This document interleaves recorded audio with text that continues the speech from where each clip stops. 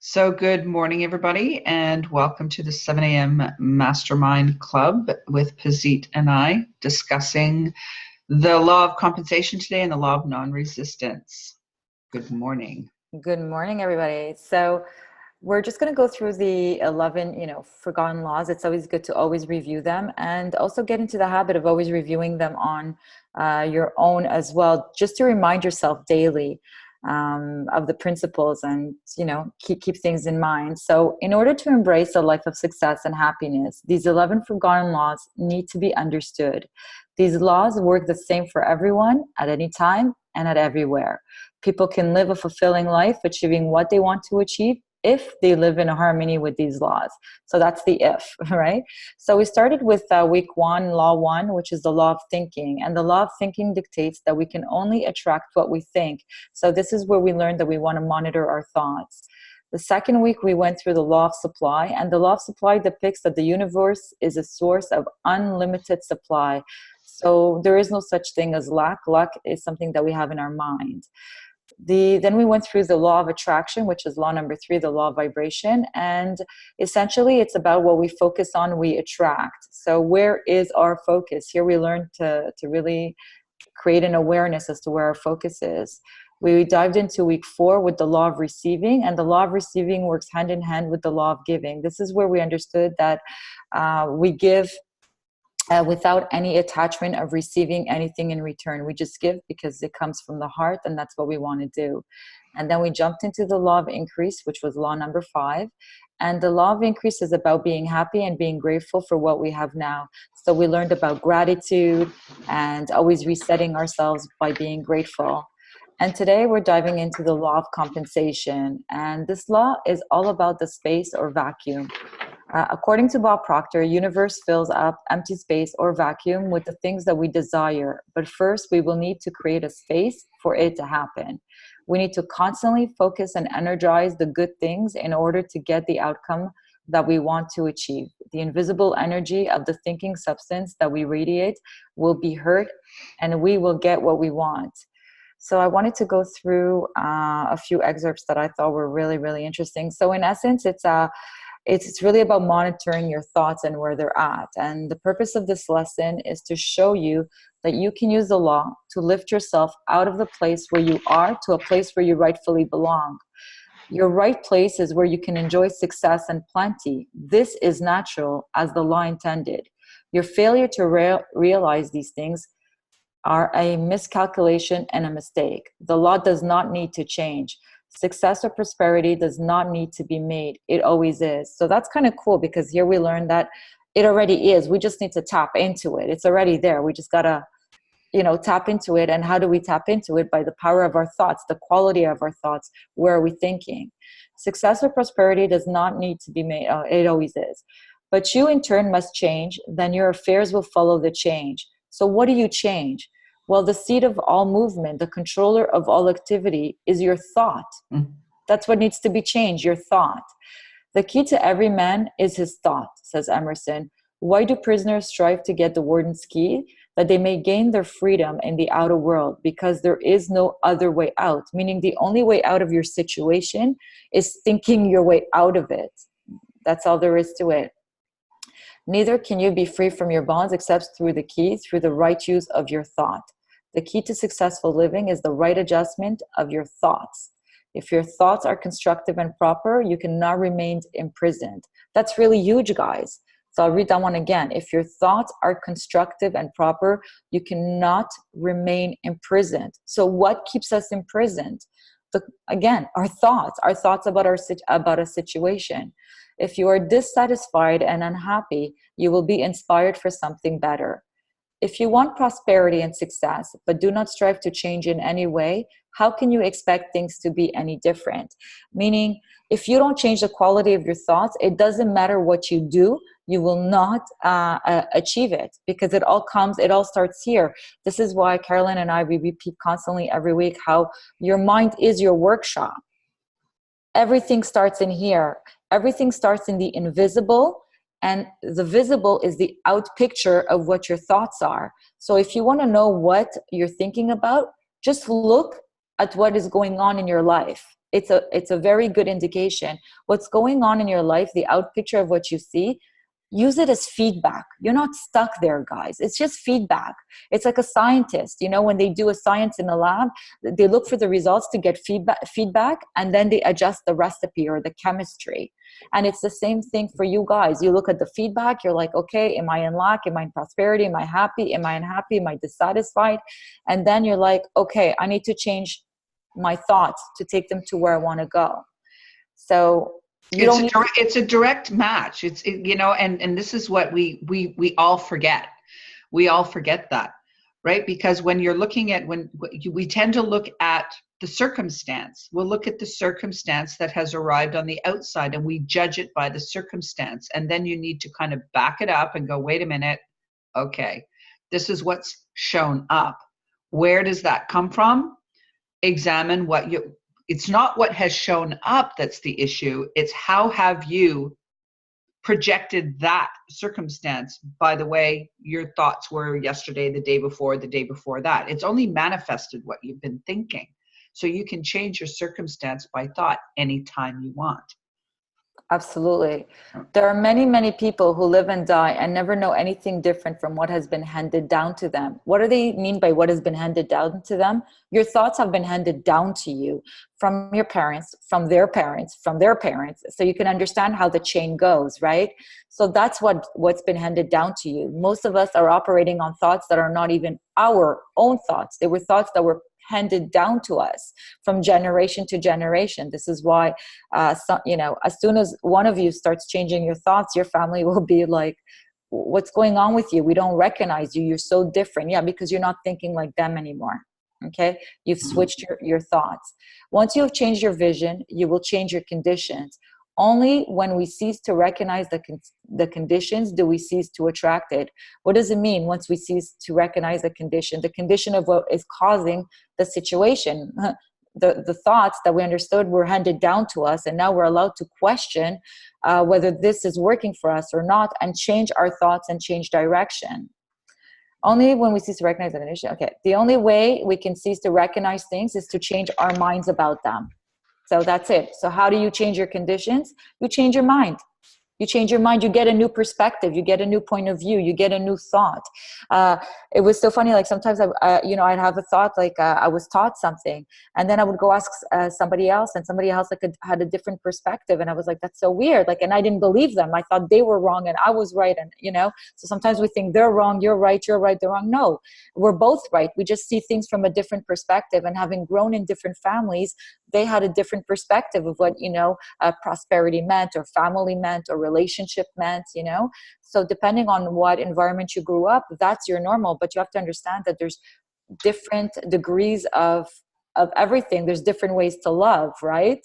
Not just the one that you've been taught. There's different ways to create your prosperity, not just the way that you've been taught. We've been taught we have to work for our money. We haven't been taught that we have to think our way to riches.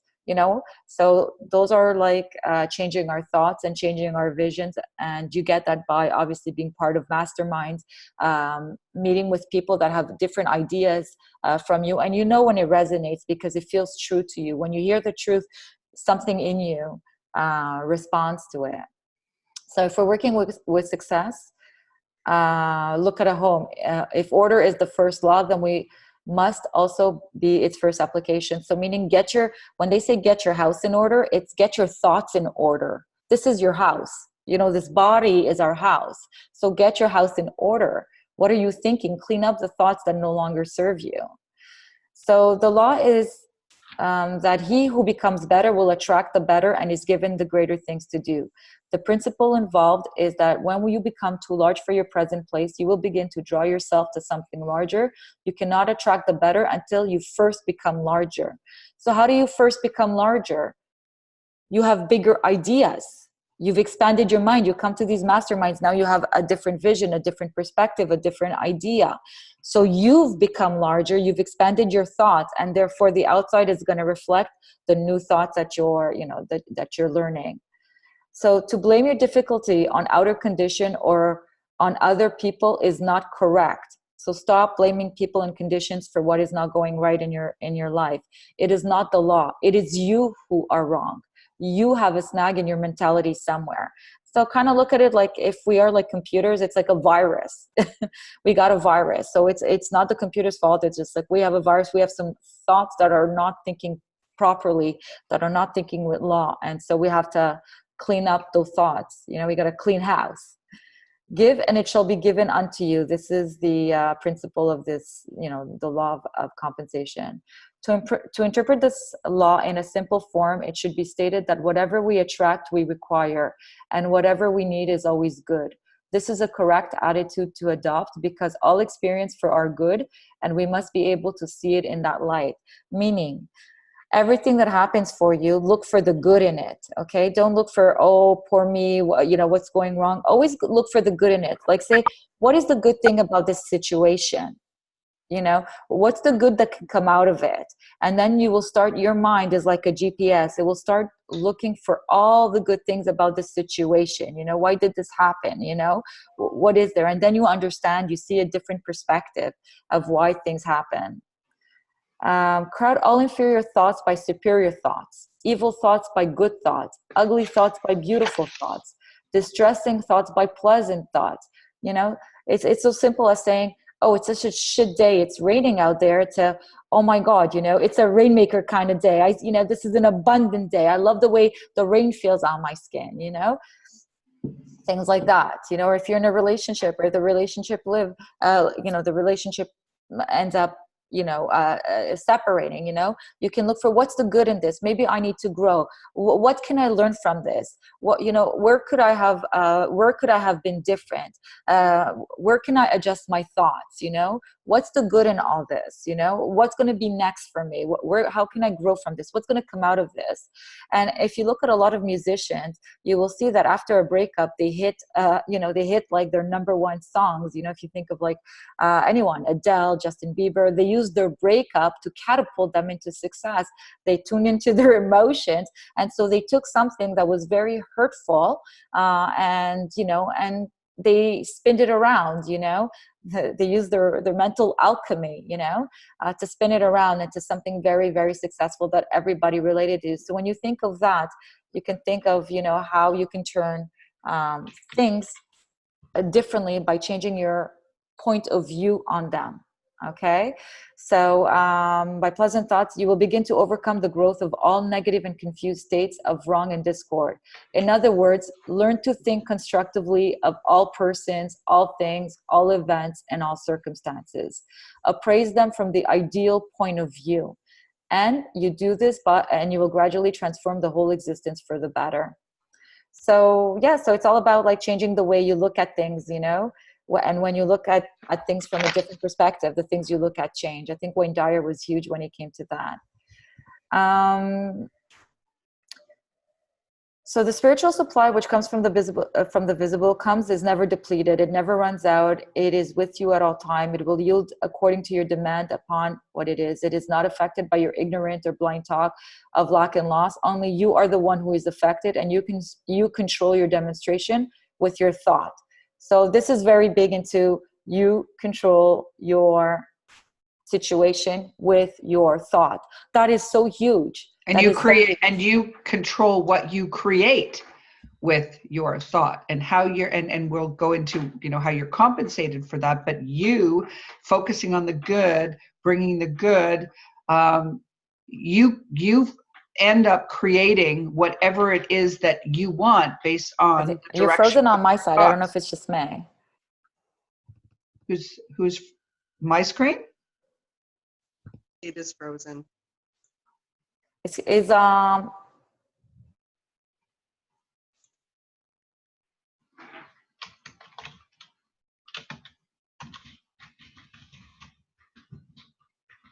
on.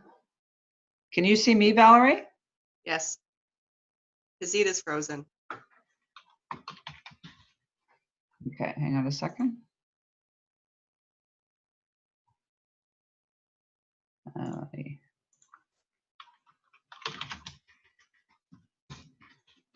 Okay, she's gonna jump back in a second.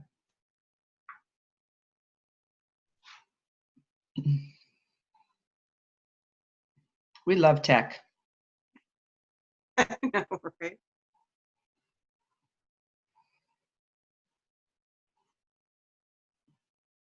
Seconds return. Think of an analogy that works for you and then tap into that analogy just to bring you back on track when your thoughts go off track. Is Pazit, are we still on? Is Pazit? I think she's frozen again. Hang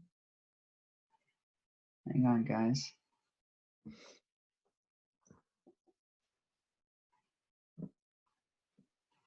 Okay. So I'm going to go back right now until we wait. Oh, while we wait for Pazit to check back in. So Indra's question. My question is the story we tell ourselves. The best way to break this is change the story. Change the story. Change the story. What I'm trying to say is it's kind of like when I'm not trying to make excuses here for myself. No, not at all. I want to say that because it really, with me, it's so habitual. Yeah. Because it's so habitual, I find it exhausting. I mean, I had yesterday, for example, I got 2 more people on my Wild One weekend, and I know that just came from divine alignment. My alignment was so good yesterday. I was seeing things in front of me so clearly and signs. And today I feel so opposite to that. Yeah. And my view is that I feel like I'm just so tired of, it feels exhausting changing my map inside of me. It is. And I feel like I'm having these days where I'm so positive, and then I go into that state of, oh God, I'm just so tired. Yeah. And the question is, do we just keep going? I mean, we have to, I guess. Well, you do keep going. And the thing is, everything is about repetition. So you do feel when you're in that place where I call the gap, and you Londoners, you people in England understand that very well. You hear that everywhere. In the gap, what I call the gap is that place where you're transforming, where your life is shifting and changing, and you're in it, and you feel it. It's uncomfortable. Yeah. It's hard. I mean, not to say it's, but it's temporary. See, that's the thing, when you're in that place and you're in between like the old world and the new world, and you're kind of in that gap in the middle, it's icky and mucky and it's uncomfortable.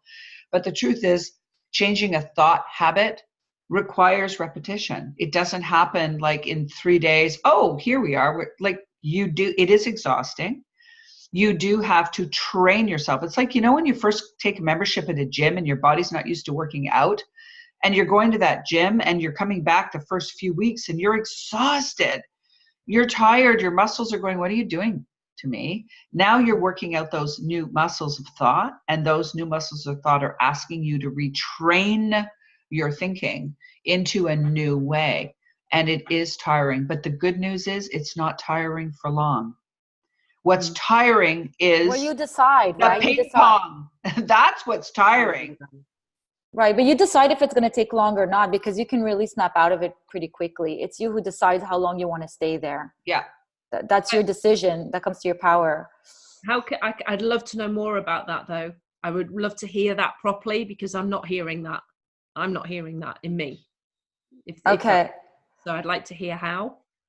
How? Okay, sure. Well, where are you at now? I vary every day. I mean, I'm just so you mean right at this moment? Yeah. Okay. So what do you love to do? Tell me things that make you happy that you would love to do. Well, what do you love? What gives you joy? What gives me joy? Dancing, reading. Do that. Dancing. Do that. Do that. Do more of that. Do more of that. Do more of what you love. Mm-hmm. Do more of what you love. And the more you do what you love, that's how you snap out of it. You do more of what you love. You bring your thoughts back, even though your thoughts are fighting you. When you'll hear the music, when you'll be dancing, you'll be in a different space, and you do more of that. You were just saying that yesterday you were in a great place, and you were really in a good vibration. Okay. Yeah, I felt the vibration yesterday. So what took you there? What was it that you did that made yesterday feel that good? Yesterday I did a lot of affirmation work. Well, my morning starts with an hour of meditation, and I'm really, I'm doing a lot of mantra work at the moment, a lot of yoga work, bhajans, and really focusing on me. And when I feel like I go off on one, I can now, and this hasn't been always, but I can now more than ever before bring it back with turning it round and what's going on in my head. I can switch it round. If I take a pen and just sort of go, okay, this is what I'm feeling, and I can turn that round by journaling it out. That's what I've been doing lately, and I think that's worked. I just feel like I've sank today in some space. But so go and do those things. Yeah. Go and do those things, and go get because it doesn't take much to go up that emotional scale. You just reach for the next best feeling thought, not from here to here, because that's what we ask of ourselves. Oh, we want to get here and we're feeling here. You don't have to do that. You just make the next feeling thought, and that attaches to the next feeling thought. And before you know it, you've moved yourself up the emotional scale, but you do it one thought at a time. Absolutely. You do one thought at a time. And I would do that if I'm in like a low vibration. I stop everything I'm doing. I just go out. I go for a jog. I go for a walk. I come back. I sit in the park. I look at the butterflies. There's so many butterflies. I'm like, oh, all of a sudden my mind, instead of shifting on everything that's not working, I'm looking at different things. I change my scenery. And so I feel better, change your physiology. That's one of the first things, like shake it off, get out of your space, just like grab your jacket, go out, find like a yoga or a dance thing going on somewhere, or just like walk on the street, open your door and just go out, and you'll see when you're doing a different activity, your mind is not there. And then when you come back to your space, you come back with a very different mind, because now you feel clear. Your energy feels good. You saw the butterflies. You saw the sun. I just let the sun like touch my skin, I remember that I feel so good. It feels so good, and you just go and look for everything that makes you feel good. Is it the sun touching your skin? Is it the rain falling on you? Whatever it is for you. Immerse yourself in that. Is it looking at pictures? Is it seeing a friend, that there's a friend that you love, that she makes you laugh? Is there a show that makes you laugh? I do that. I think I shared with you guys, I watch like Steve Harvey, like sometimes if I want to switch my mood. I think he's so hilarious. He talks about relationships, but in such a funny way. I just like crack up. I watch like three videos. I'm set. I'm reset. I'm like, okay, I'm ready to go now, So whatever works for you, that's what works for me. But whatever works for you that makes you happy, write on a sheet what you love, and go do those things. Go watch a movie. Go watch a movie that you love, like one of those movies that you adore. Take yourself there. Yes. And then your thoughts will change because you'll be in a different vibration. Once you're in a different vibration, you'll be able to, to keep going. And when your other thoughts come, you're like, I'll deal with you later. Well, when negative thoughts come, I always tell them, I'll deal with you later. Why? Because later doesn't exist. I'll deal with you later. Later never comes. I'll deal with you later. I'll deal with you later. I'm like, snap out of here. I don't have time for you. I'll deal with you later. So that's a good one, Yeah, Bob Proctor actually tells thoughts to F off. Yeah. Yeah, you could tell your thoughts what you want. Exactly. You have to remember that you have the power to tell your thoughts whatever you want. Yeah. So take your power and tell them, whatever it is for you, F off, or I'll deal with you later, or, later. And understand that everybody has the same challenge. Everybody has to do these things. The people who don't understand this and don't do these things are the people that do find themselves in a depressed state, because they don't understand they have the power to change their thoughts. I mean, that's where it all comes down to. And we're going to move into the law of non-resistance, right? This is going to describe exactly what happens when you hang on to all of these thoughts that really don't serve you, and you're not going with the flow, and you are not in the stream of allowing yourself to just move forward. Exactly. And what you have to understand is, what is depression? Depression is the repetition of negative thoughts and images on the screen of your mind. Depression is the repetition of negative thoughts and images on the screen of your mind. You're playing that same sad movie over and over and over again. So if you could get yourself depressed, would you not agree that you can get yourself happy? Yeah.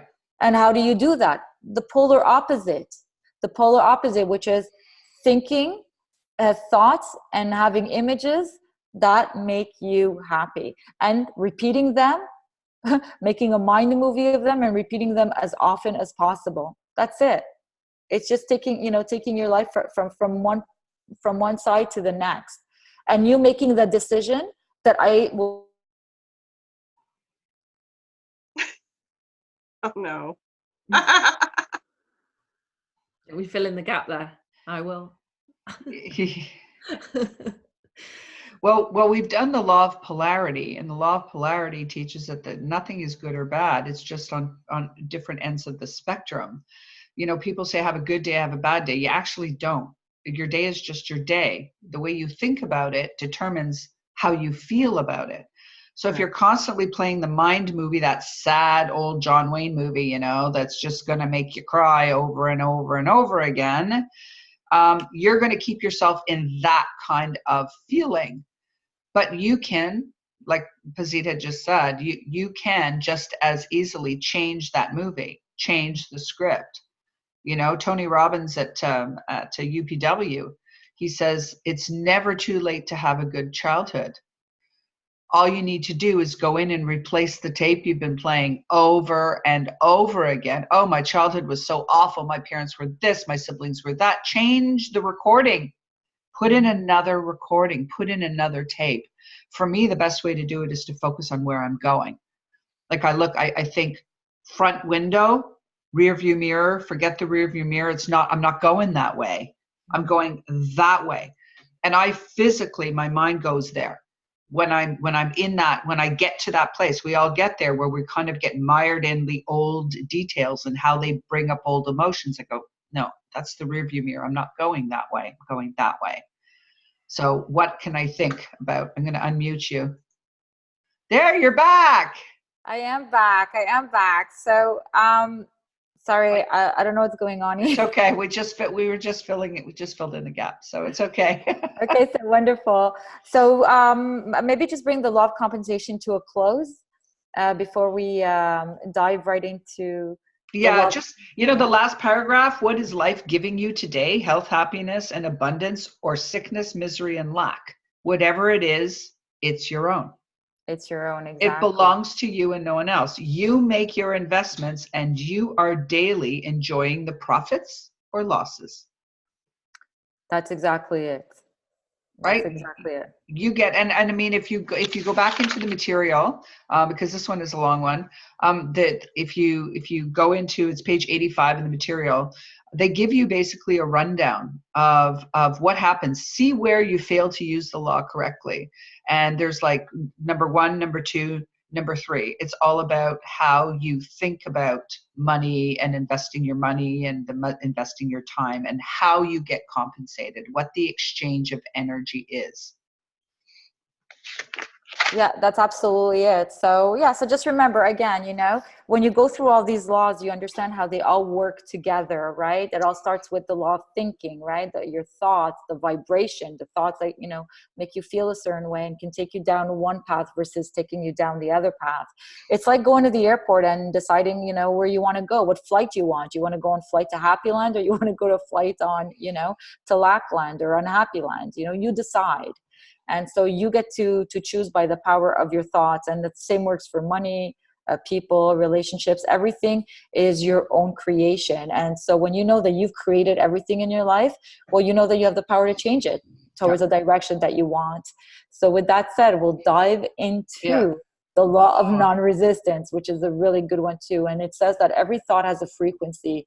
The less you resist on something, the less it will exist. By devoting less attention towards fighting the unwanted thoughts and conditions, you will find the problems that you face become less and less pervasive. In pursuing success, you'll encounter resistance along the way. By not focusing on the resistance, you'll eventually achieve the success that you want. Caroline, dive us into it. Yeah, so this was a good one for me this week.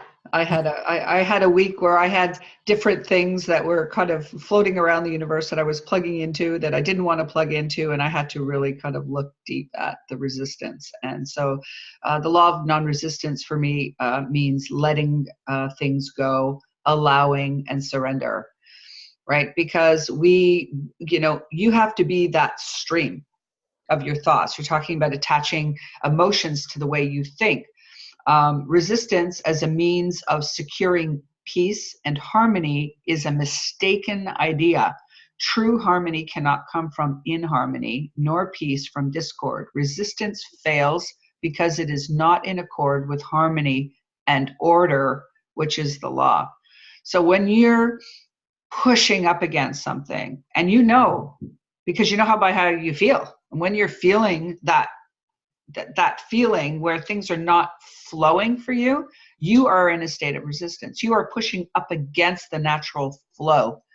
It's like swimming upstream. It literally feels like that. So when you're, in your day, when you're feeling that feeling, you know that you're not working with the law, you're working against the law because you're pushing. And whatever we resist persists. Yeah. So you will get more of it if you keep pushing up against it and thinking to yourself, well, if I just keep thinking about this, I'll figure it out and I'll figure it out and I'll keep thinking about the problem and I'll keep thinking about the problem and I'll solve the problem. No, it doesn't work that way. That's pushing up. That's resistance. You've got to think forward to the solution, and the problem you don't give energy to will disappear. But it won't disappear if you keep giving all your energy to it. It will grow. Right? Yeah, right. I love you, Indra. So, right? So it seems contrary to the natural reactions of the body for which we meet with opposition. It seems natural to steal our energy, collect our wits, and use whatever means we have to outwit and break down the opposition. That's not how it works, right? We need to flow and surrender to it. When we want supply and prosperity to come, people block their way with conversations of poverty and discord, right? They haven't learned how to think right. They're not wise to the law. They choke off their influx of good with negative chatter, right? Cease working over your limitations and work only for prosperity. The law does not require us to work over or against the things we do not want, but it does require us to work with and for that which we do want. I'm going to repeat that. The law does not require us to work over or against the things we do not want. It does require us to work with and for that which we do want. Doesn't that feel like more flow than pushback? We dare not give our time, thought, and energy to that which is opposed to what we want. That is setting up a resistance contrary to the law and barring the way for our good to come in. How then shall we work for prosperity? By being non-resistant and in agreement with all that is prosperous, and using every means at our command to make it easy for prosperity to come in. So this is one of my favorite examples that's in this text, and I've read this a million times. Does the little stream stop with the obstacle and wait for its force to build up so that it can push the opposition from its path? No. The little stream is not interested so much in the boulder or the tree as it is hurrying along and reaching a larger stream, a river, and then the mighty ocean. It does not waste time with the obstacle, but quietly works its way around the interference and hurries on. It is urged to meet a river and then to be part of the mighty ocean. Thus, we see that little stream wind its way around and around all the crooks and turns, but every turn it takes, it gets nearer to its goal. So if you think of your life as that stream, that little stream, you don't, okay, there's a challenge, something happened today, series of thoughts came in. Do you stop and just stop everything for that thought, which is basically a boulder in your way? No. You have a goal. Your goal is whatever you've chosen it to be. Tomorrow, your next goal, writing your book, getting your online course going, creating a new relationship, whatever your goal is, that's your destination. That's where you program your GPS. If you were in your car and there was something in your way, you would find a way to go around it, or you would take a different road. So you would go around it. You wouldn't let these things that were small interferences block you from getting to where you're going, right? So when you stop, you block off your potential and you become resistant.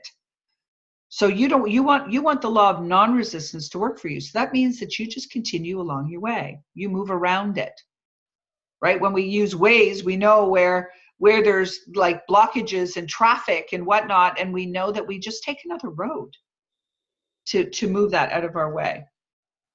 So some people unwise to nature's methods set up a different one. When they meet an obstacle, they stop their progress to collect their forces, to put up a fight to remove it.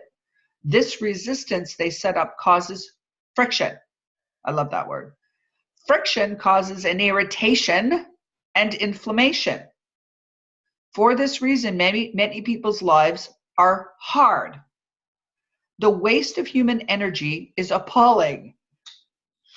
People in every walk of life are breaking down and wearing out like obsolete machinery. Remember, it's not the movement of a machine that wears it beyond its use and service. It's the friction. Friction is opposition and resistance. So if we go through life fighting, opposing, resisting, arguing, we are bound to meet with obstacles, many of them, and likely to become so occupied with fighting them that we lose sight of our real objective. If we're always getting steeled for the next opposition or trouble, we can expect plenty. Whereas if we strive to make little of the obstacle and keep in our mind that the objective or the desire we set out to gain, we may have to wind around and around, but if we persevere, we will ultimately win and we will reach our goal, right? Silently, you use the law of non-resistance and grow stronger in force and volume. And when it becomes larger, the stream, then the river, its path is more direct and the obstacles become less and less. So the wise ones will not fight obstacles, but bless them. That's the part that we don't think about doing. You want to bless the obstacles. Right, Pazit? We were talking about this yesterday. You want to bless the obstacles, let them go and go on. As they go on with faith, as you go on with faith and assurance, right, you grow stronger and become more like the great stream or the river. Okay, your course becomes more direct and understanding of greater depth, and the mighty ocean, your ultimate objective, is not far. And I think this is probably, when you're talking about the law of non-resistance, this piece is probably the piece that feels the most counterintuitive, okay? You want to extend a loving thought to anyone or anything to remove opposition and enmity that once seemed there. So anything that comes along that is part of your obstacle, you want to send love to it. You're not doing that for them. You're doing that for you. And by extension, right, it helps everybody. Bless them that curse you and pray for them that misuse you. Why? Blessings call forth the highest good within you. The highest good within you can only attract the highest good from another. To attract such good, you are running around all opposition and abuse. Thus, to live the law with others about you does not especially favor the others so much as it favors you. If man ignores the hardness of the condition and fearlessly works around it, he will find a time when that hard condition will have been absorbed and removed. Accept the condition as some evidence of good. Look for the good, and by being acceptable to it, more and more evidence of it will appear. And that theme, that's throughout every single law this comes up. Focus on the good gets better. Gratitude, appreciation, increase. We covered that last week. Always focusing on what is it about this situation that I can appreciate? What is it calling to me to grow? What is it about this that's mirroring me, and what lesson am I called to learn from it? And then when you focus on the good of that, that good gets better and the obstacle is removed. It just That's good. automatically gets removed. Well, I remember Tony Robbins at one of his conferences, he was sharing this story. It always stayed with me, and it's such a good one for non-resistance. He was in a court case. He was working with somebody, and they took all his money, and he was in court, and he was so mad because that person was like a very close friend of his. Okay, and it was back in the day when he was just starting out, so they made millions, and the guy spent all the millions that Tony did, and they were in court, and every day he would show up, he would get so upset. He goes, every phone call he would get from the lawyer, he would get upset, he would get irritated. He would think of like, how could this friend do that to him? He trusted him, he gave to him, and he was so frustrated, and he was feeling that it was really affecting him. And he was so brilliant because he noticed how it was affecting him. And in that second, he said, you know what? I'm not going to let this affect me. I don't want to be in a pissy mood anymore. I don't want to be mad every time the lawyer calls. So what he decided to do was he took the decision that he's not going to let it affect him, that he's going to show up, when he needs to show up, and that he will let the lawyers handle everything, and he asked his lawyers not to call him unless it was like absolutely necessary, because he didn't want to like be sucked into all of it. And in the end, he was like, oh, I felt happy, I felt lighter, I felt, I found my joy back. And when he did go to court, they did end up winning the case. And it only took that one day where it took his energy. But because, sometimes the court cases can take such a long time, he didn't let it rob him a year of his life, it only robbed like one day, and the minute that he let go, everything was flowing. Things would work out. Agreements came into place, and he wasn't resisting it anymore. He wasn't like, oh fuck, I gotta do this and I gotta do that and I gotta, No, he let it go. He said, let it go. And you know what he did? He focused on growing his company. He said, what's gone is gone. I can't focus on that. That's like, the judge will decide whether they're going to release the money to me or not. And anyways, the money was gone. So he's like, there's no point for me to put my energy there. So what did he put his energy in? Building the new. He said, well, I got, I have everything it takes. I'll just do more workshops, more this, more that. And he rebuilt himself. So he put his energy into something that he loves, and he grew that. And that's it. And in the end, it was fantastic. So always think of that when you let go, you have the power to say, I'm not going to be sucked into this, Because it takes from you. It takes part of your life. It's one day less for you to be at your best. Absolutely. You get to decide how each day of your life goes, right? Every worried thought, every fear, every doubt, every complaint, argument, and angry thought are but so many boulders, large and small, that you cast into your stream. These tend to change your course and to lengthen the time for your goal to be reached. Unite your forces for good with the good that is seeking you. Remove and dissolve every obstacle by blessing it and being willing to understand it. Mark it no longer a stumbling block, but a stepping stone leading to your highest good, right? When you're perplexed, remember the stream. So I was talking before about, ways of thinking, like different little things that come to mind. This stream analogy really resonates with me. I just think of that stream starting at the top of the mountain as a trickle, and its goal is the ocean.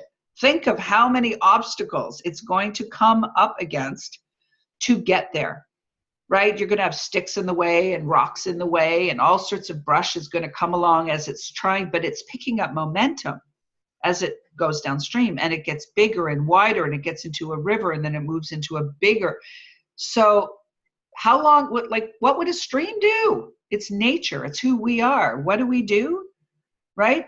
The obstacles come, we stop. And we focus on the obstacle.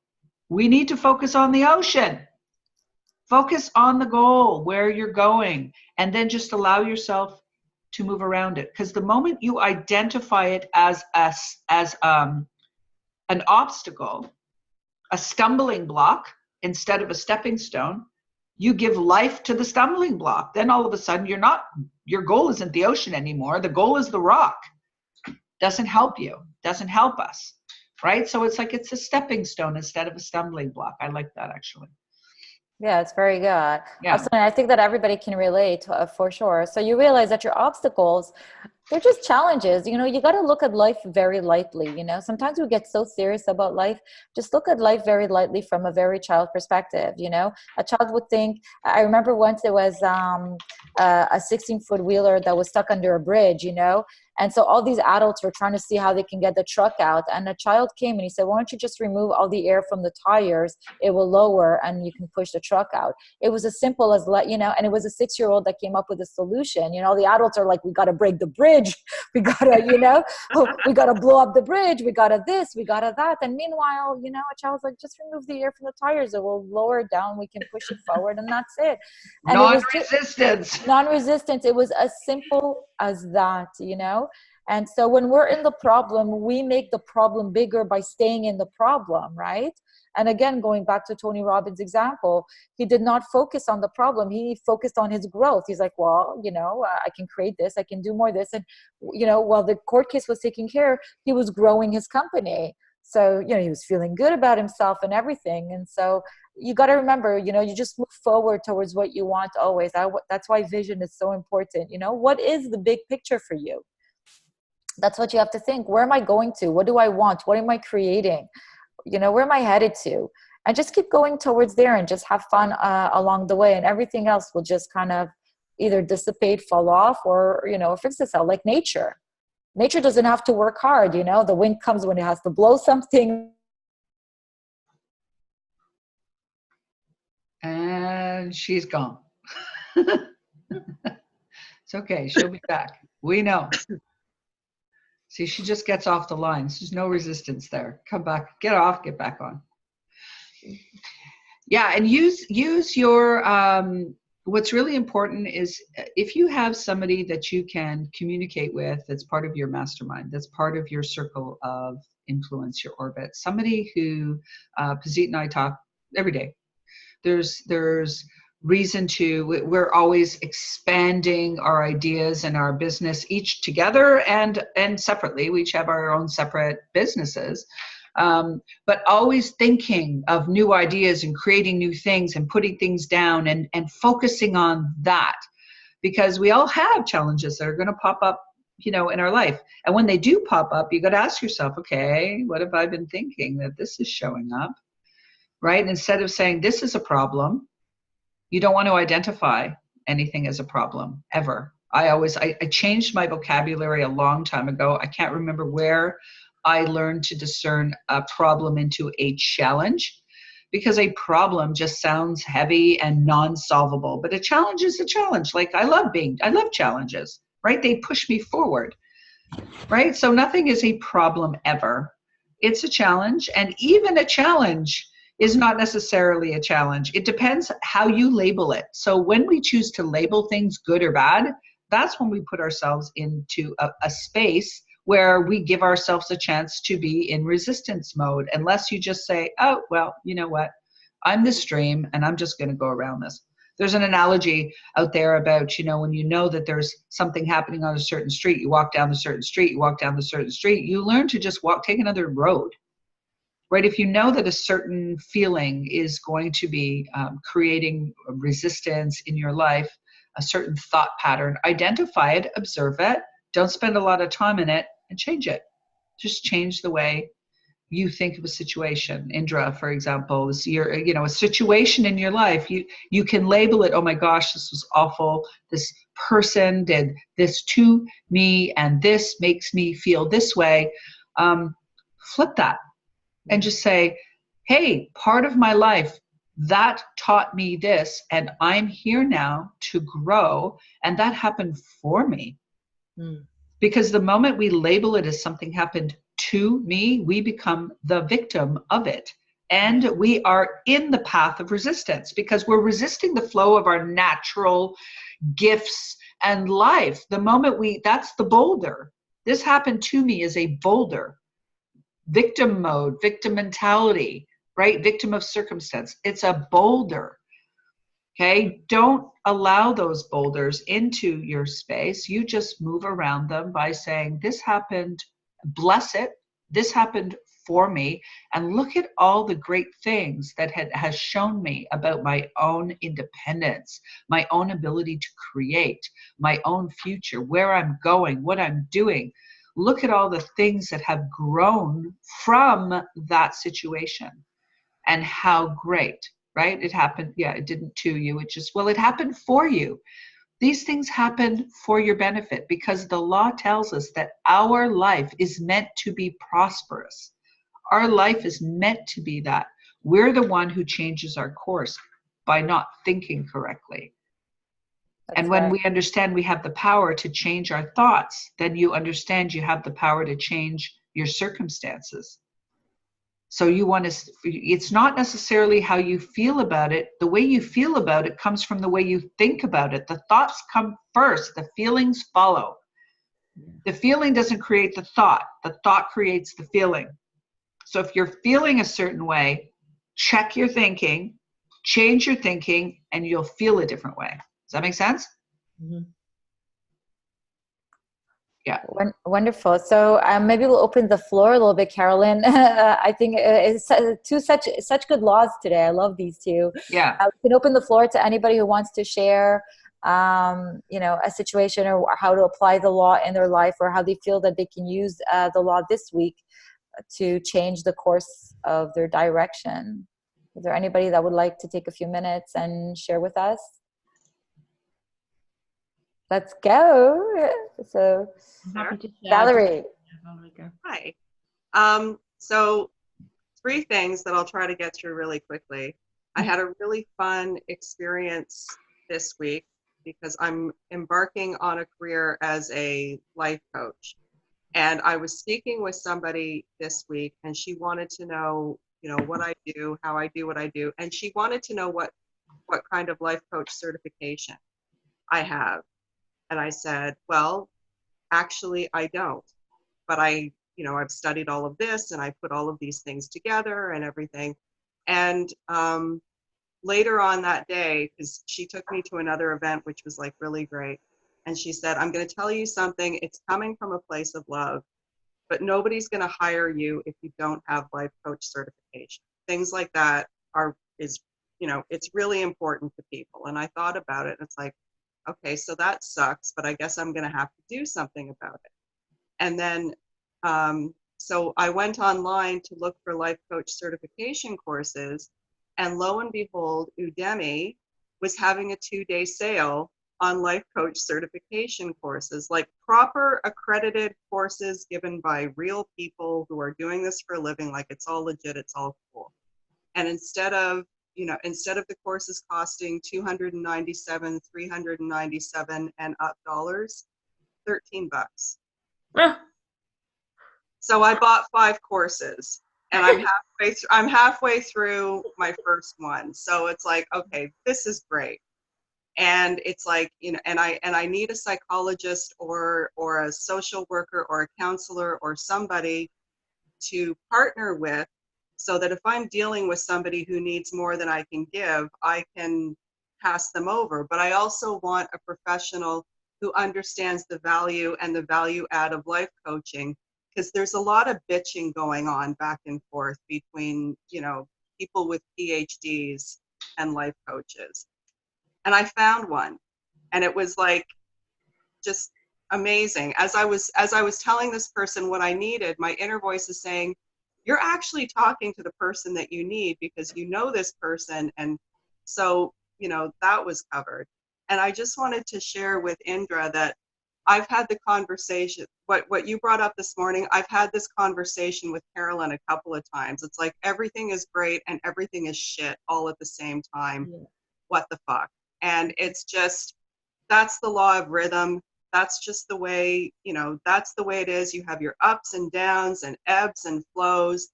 And like, don't take it seriously. Don't give it legs. And that's what the law of resistance is all about. We come up against these obstacles, we come up against these challenges. And when we respond to it, we're giving it power. We're giving it legs. And when when all of the, insane anti-abortion legislation popped up in the United States, I noticed that there were 2 responses. there was one group that got really angry and, you know, we have to fight this and we have to defeat this and we have to go after these people. And it's like, you know, really, there's no point. You're not going to change these people's minds. I mean, they're really dedicated to what they think about, and they have the power, sort of. And then you had another group of women. It's like, okay, well, you know what? We're just going to have to organize. We're just going to have to organize networks where we can get women from here to there to get the care that we need. And you know, there were a whole bunch of women who were saying, like, I'm going to offer my apartment to women who need what they get. Like, you come to California, you come here, I will take care of you, I'll get you to where you need to go. Which approach do you think is going to get women the care that they need? Yeah, the flow. Women who are going, okay, that's nice, guys. Anyway, this is what we're going to do about it. You know, we're going to go around, we're just going to go around you. We're going to disregard you. Don't give a shit that you're lawmakers. It doesn't matter. You're crazy. What you want to do is crazy. We know what we need to do, and this is what we're going to do about it.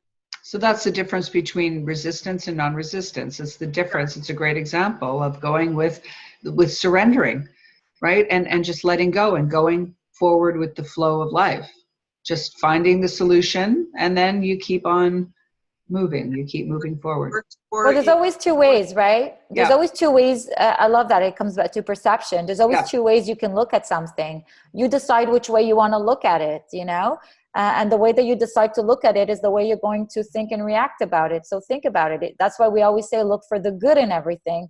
Because if you look for the good in everything, then you're going to say, well, okay, so what's the good about this? You know, oh, I have more time for myself. I can write more. I can, you know, expand myself. I can, you know, I can create new ideas. I have more time for myself, self-care, self-love, you know, and then you start writing like all the good about it. When you tell your mind, look for the good, your mind works like a computer, like Google, you know, when you put a search, you know, find me something happy, it will go and look all over to find like happy things, you know? And so your mind works the same way. I look for the good. Okay, well, the good about this, well, it's true. I don't have to make, you know, clean someone's dirty socks. I don't have to clean after anybody. That's kind of fun. I kind of like to just clean up after myself. And you go on a rampage of all the things you love about this situation, you know? And you feed that to yourself and you empower yourself. And then more good things to be grateful for and appreciate start showing up in your path. That's how you change your circumstance. With practice, it gets easier because as you practice, you become more and more aware of the thoughts, you know, the autopilot thoughts that you have. It's like, oh, that's just my paradigm. So, you know, at first I had the obligatory habitual reaction of, oh, I might as well just give this up and do something else. But I didn't really believe it. It was just like, and I'm just standing there going, oh, okay, so there's the little story about how I suck and I should just give it up. But I'm not giving it up. So let's go online and find some courses. Mm. Yeah. So you see how that just supported your greater good? Yeah. But it does get easier. It's messy and tiring in the beginning, but you're going to be fine, Indra. Yeah, you're going to be fine. You've got the coolest head of hair I've ever seen. So you've got to, you know. She's amazing. She's amazing. And she's got an amazing book coming out too. We'll talk about that on another call. Yeah, pretty amazing.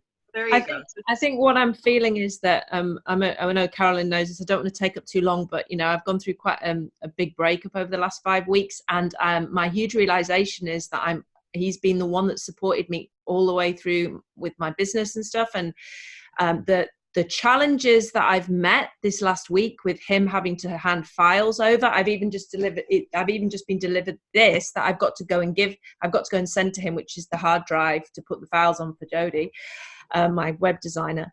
And so he's been there in the background this week, and it's been bringing up so much fear for me. It's been making me really sick in my solar plexus, and I've had it's just being so many tears. And the realization is that when you're saying about wanting to give up, I go into that space of, well, because he's not there supporting me and there seems to be nobody else around who is supporting me, I might as well just give up, because I'm screaming for the help, but yet it's the financial blocks that have been huge for me. And that is the thing. It's just like, I can see that he's been there, held my business, and now the universe is going, okay, you've got to do this on your own. You're a strong enough woman to do this on your own. I know I am. However, it's like the baby steps to going, oh my God, there's so much to do and to make money. It's like, wow, you know. And think of how great it is when it's all under your power.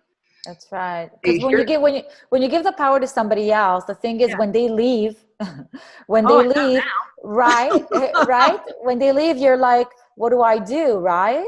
Yeah. But when you have the power within yourself, people can come and go. It won't affect you. So think of it this way: all along, when he had the power, you know, your source.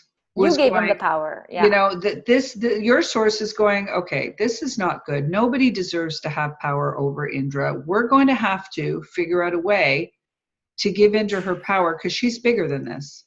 She's bigger than the woman who's giving her power to somebody else. That's not Indra's story. Indra's story is way more powerful than that.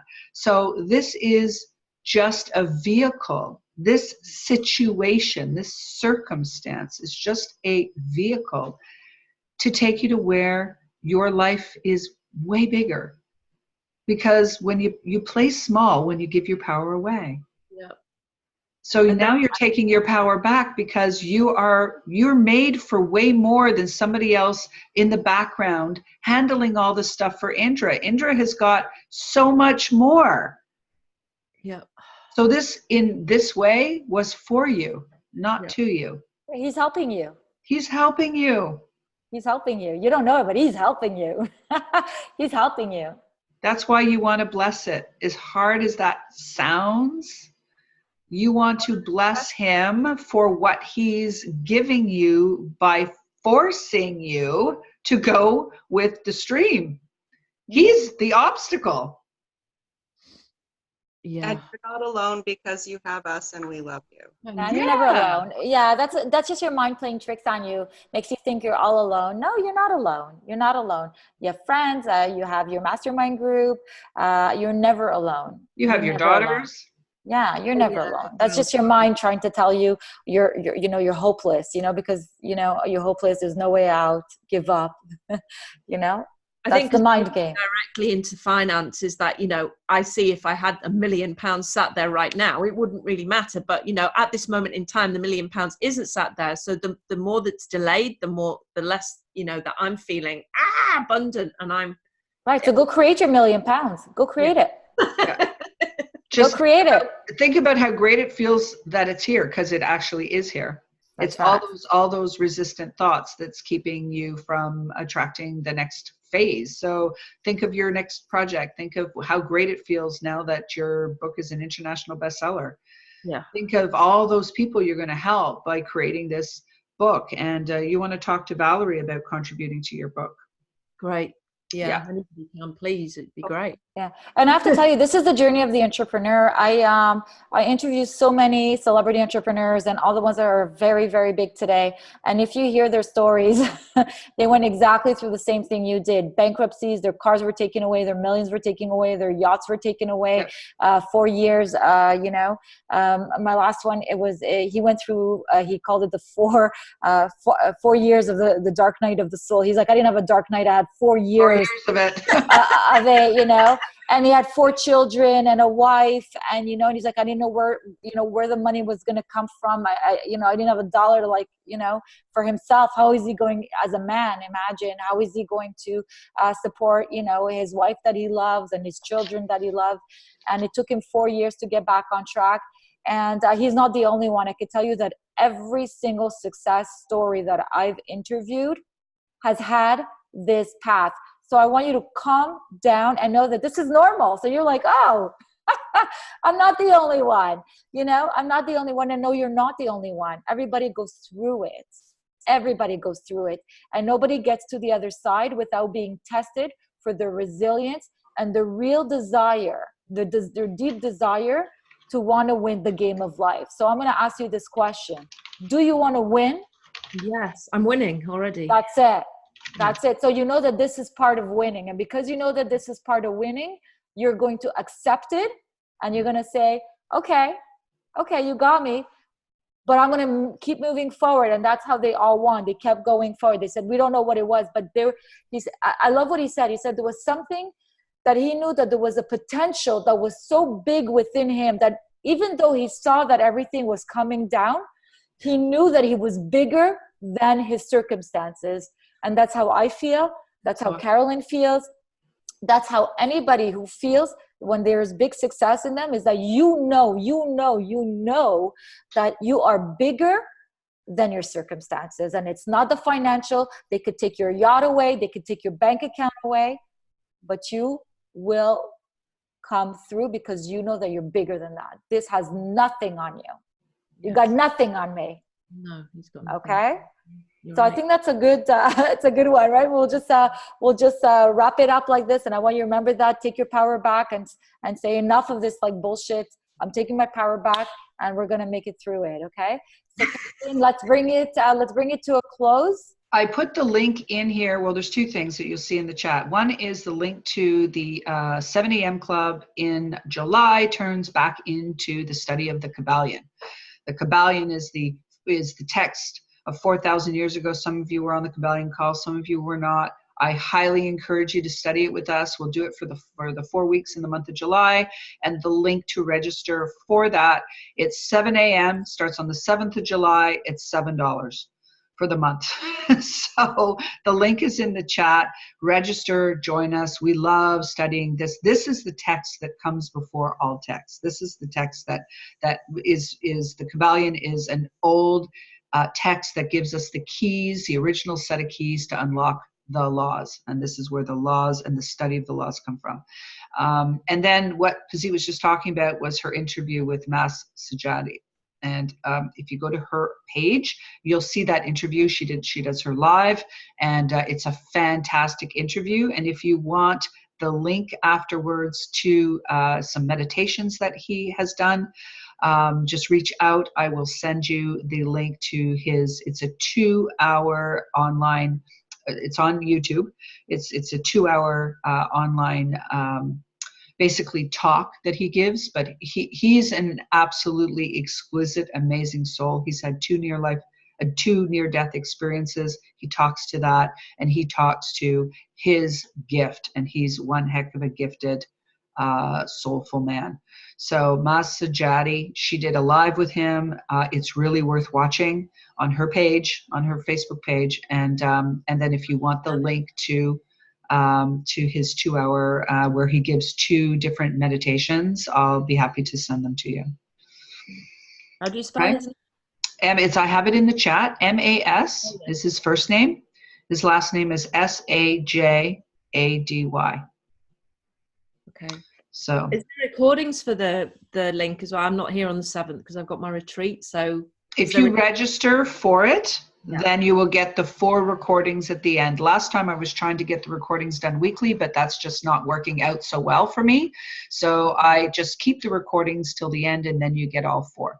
Okay. So if you register for it, and it's whatever group that we have as of the 7th, and then we move through the 4 weeks with the 7 principles. Right. Okay.